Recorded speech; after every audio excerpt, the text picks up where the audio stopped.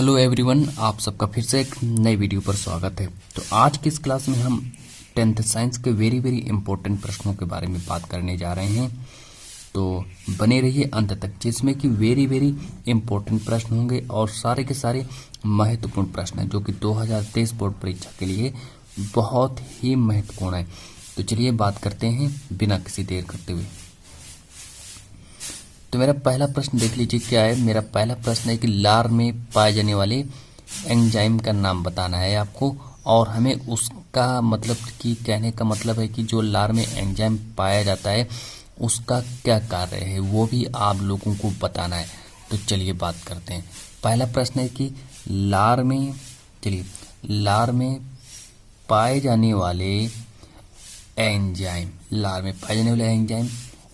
का नाम लिखना है, और साथ ही साथ में जो एंजाइम पाया जाता है और बताइए इसके क्या कार्य हैं। अब लार में कौन सा एंजाइम पाया जाता है? तो लार में जो एंजाइम पाया जाता है वो है एमाइलेज। लार में एमाइलेज एंजाइम पाया जाता है। अब चलिए आंसर को देखिएगा, आंसर देखिएगा। लार में कौन सा एंजाइम पाया जाता है? लार में एमाइलेज एंजाइम पाया जाता है। और चलिए आगे बात करते हैं। साथ ही साथ में आप लोग इन प्रश्नों को नोट भी करते चलिएगा।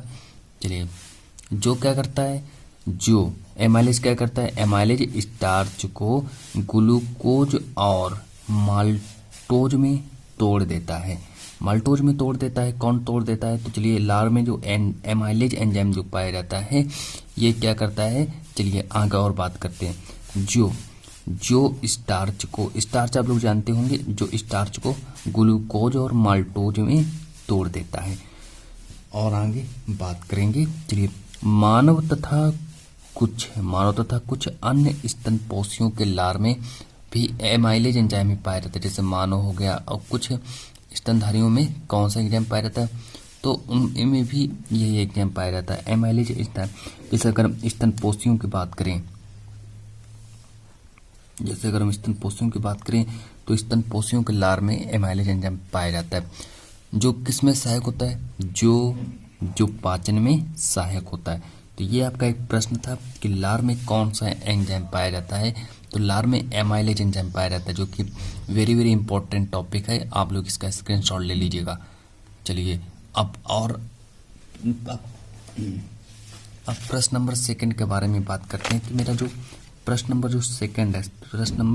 सेकंड क्या कह रहा है। चलिए अब प्रश्न नंबर सेकंड के बारे में बात करते हैं।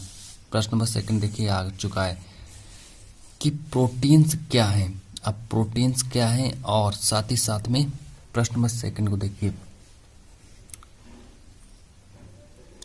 प्रोटीन्स क्या हैं, इनका निर्माण किन किन अवयवों के भाग लेने से होता है।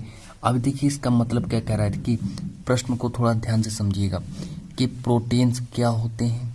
अब जो इनका जो निर्माण जो होता है, कहने का मतलब प्रोटीन का जो निर्माण जो होता है वो किन किन अवयवों के भाग लेने से होता है।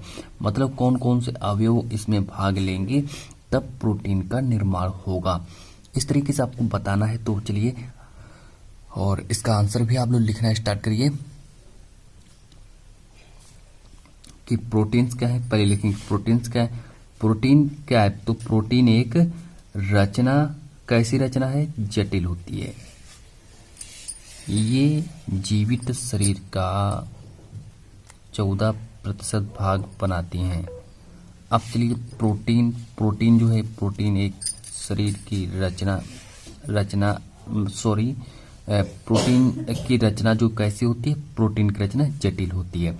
अब क्या, चलिए अब जो प्रोटीन जो होता है ये शरीर का कितना प्रतिशत भाग बनाता है? तो प्रोटीन जो होता है ये शरीर का 14% भाग बनाते हैं। इतना समझ में आया? प्रोटीन जो होता है शरीर का कितना प्रतिशत भाग बनाता है? प्रोटीन जो होता है वो शरीर का 14% भाग बनाता है। आप और आगे बात कर लेते हैं कि ये सामान्यतः कार्बन, हाइड्रोजन, ऑक्सीजन तथा नाइट्रोजन के संयोग से बनी होती हैं। कहने का मतलब है कि जो इनका जो निर्माण जो होता है, जो प्रोटीन का जो निर्माण होता है वो किन किन अवयवों के भाग लेने से होता है। तो किन किन अवयवों के भाग लेने से होता है। तो इसका आपका आंसर हो जाएगा कि इनका निर्माण होगा कैसे?